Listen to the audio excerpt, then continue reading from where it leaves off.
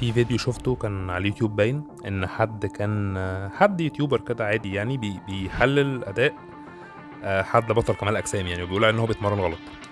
خلص الفيديو وقال ان هو بيتمرن غلط وليه بيتمرن غلط وايه ايه الاضرار اللي ممكن تحصل له من التمرين ده. ففي واحد في التعليقات رد عليه قال له يعني الراجل ده اغنى منك وجسمه احسن من جسمك وعايش حياة احسن من حياتك وانت بتعدل عليه.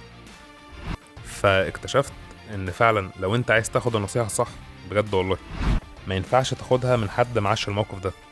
يعني ما ينفعش تاخد رأي حد في عربية لامبورجيني وهو سايق عربية تويوتا مثلا، وما ينفعش برضو ان انت تخش تسمع لحد انت متأكد ان هو مش في المكان ده وهو بينتقد وبيحلل بقى اداء حد في مكان تاني هو اعتقد مش هيوصل له. فانا اتكلمت على فكرة في فيديو، نفس الفيديو ده بتاع فيديو الطيارة لو تفتكروه، ارجعوا شوفوه يا جماعة. ولو انت ما شفتش فيديو الطيارة ده اعمل لي فولو على الانستجرام وسبسكرايب على اليوتيوب وتابعوني.